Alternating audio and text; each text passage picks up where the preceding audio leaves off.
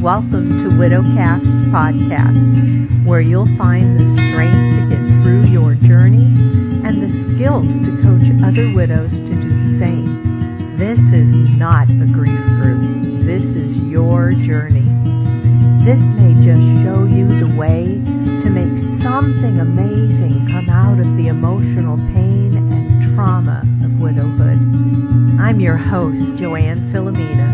I'm the best-selling author of Widowed and of The Widow Coach, and I'm a professionally certified life coach. Let the healing and your personal journey back to who you are begin. Hello, everyone. It's episode 78, Class 3 of the Widow Coach's class. And I'm going to share with you some of what I teach in Class 3. You don't get it all, and the reason I tell you that is because we have so much give and take in that class, and discussion and questions, and I coach people in the class.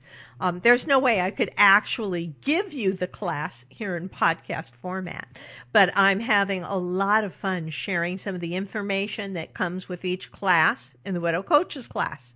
So today I want to talk about your 6 core needs. They're the 6 basic human needs. I learned about this from Tony Robbins. If you don't know who Tony Robbins is, you can Google him and find out a whole bunch of stuff. He's often referred to as the father of the life coach movement in this country.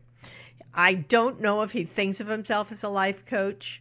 He does. I think he doesn't like to think of himself as just a motivator. He does so much more than that. But anyway, Tony talks a lot about the 6 basic human needs. All right, this is different than Maslow's hierarchy of needs. So if you are someone who's familiar with Maslow's hierarchy of needs, that's not what this is. That's a different discussion. We all have 6 very basic human needs. All right? Some of those needs are more important to us than others. And that's what makes us all different from each other, too. Because you'd say, hey, if we all have the same 6 basic needs, that means we're all the same people, which maybe on some level we are. But my priority needs are not going to be the same priority that you put on your needs. And all of us have distinct needs that are like the highest priority in our life. So what are these 6 basic emotional needs, and what do they have to do with you as a widow? I'll tell you. The first need is the need for certainty. That's the need for safety, stability in your life, right? Security, comfort. You want your life to have some predictability to it. You want some control and consistency to your life. That is certainty. Other people may have a high priority need for variety in their life.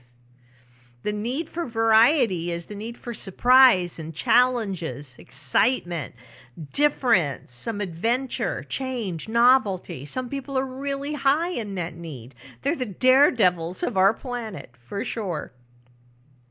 There's a need for significance. You want to have meaning. You want to feel special.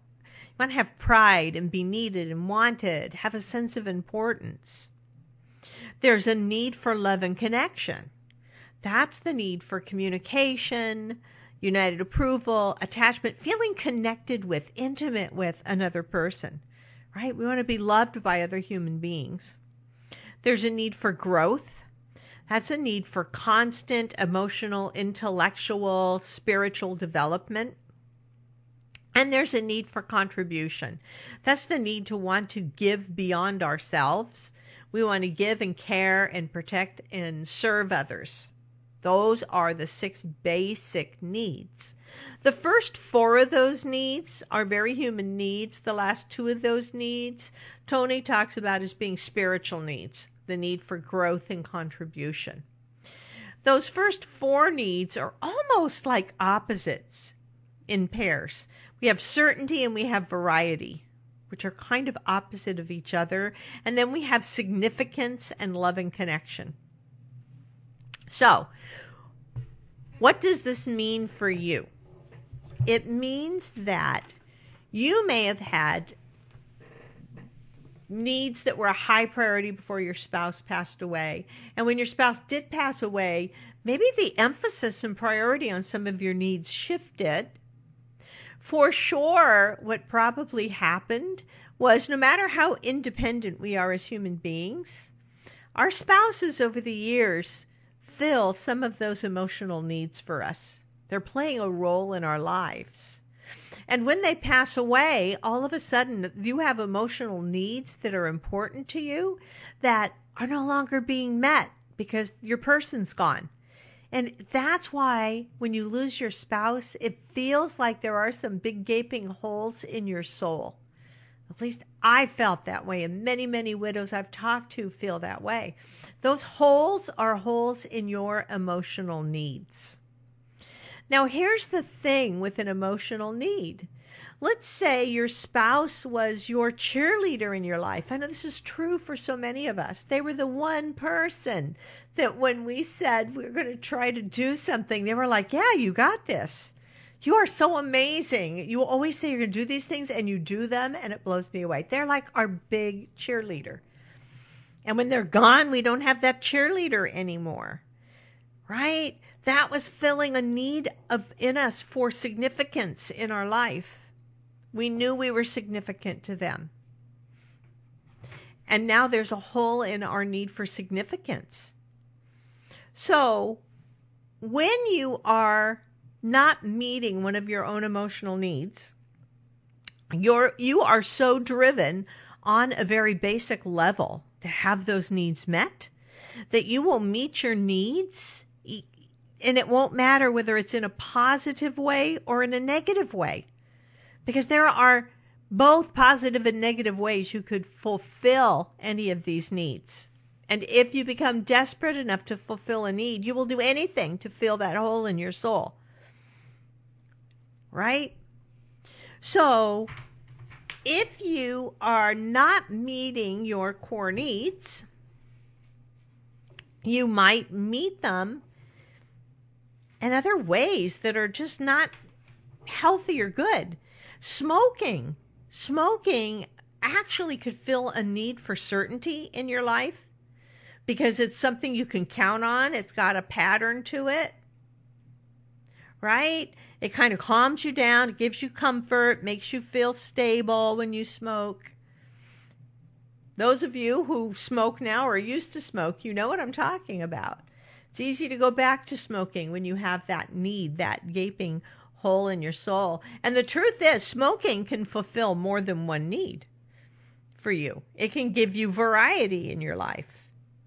It can make you feel a sense of connection. If you work in an office and the people who smoke go outside to a certain restricted area where they can go have a cigarette in the middle of the morning, right? So you go hang out there. They kind of become your posse because you're all outside smoking together. It starts to fulfill a need for connection. And when something you're doing fills more than one need, there's a real potential there for it to become an addiction, a smoking addiction, drinking addiction, because these are filling needs, more than one emotional need in your life, doing that.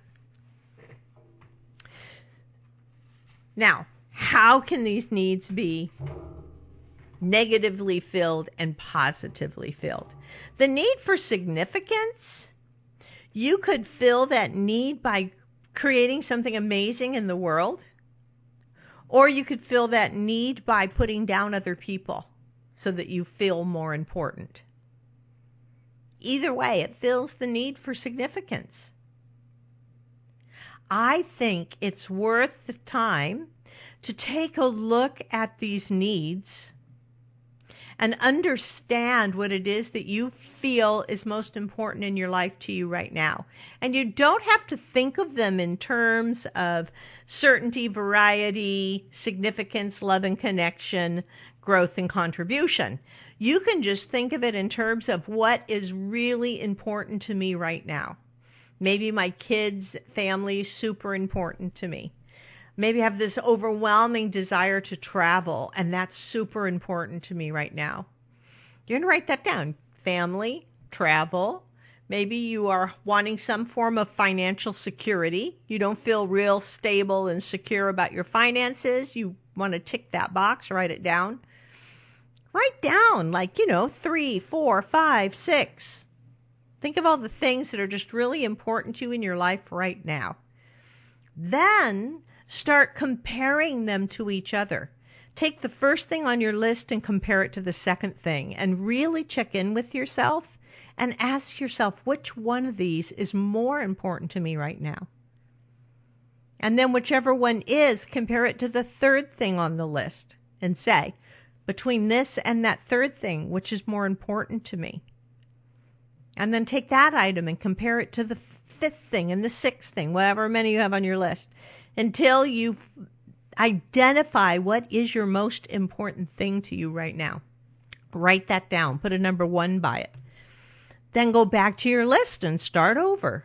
And start comparing down the list the same way to discover what is going to be your number 2 most highest need. Remember, you're making this list only for yourself. There's nobody watching over you. There's nobody who's going to hold you accountable for it.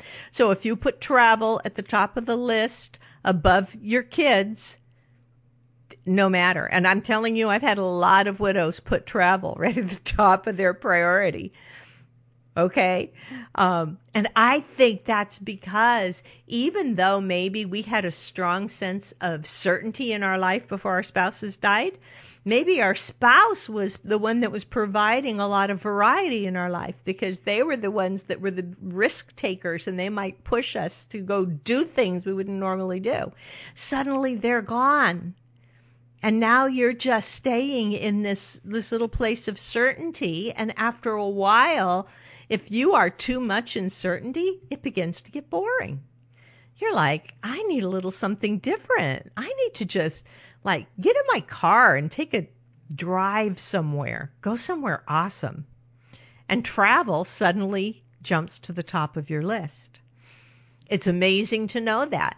If you can identify that, then you can start finding ways to fulfill that. Maybe you can't afford a vacation in Puerto Vallarta, but you can certainly take a day trip somewhere, go somewhere with friends. I had a widow who said there were so many beautiful libraries in her area, the state that she lived in, and she wanted to go explore all those libraries.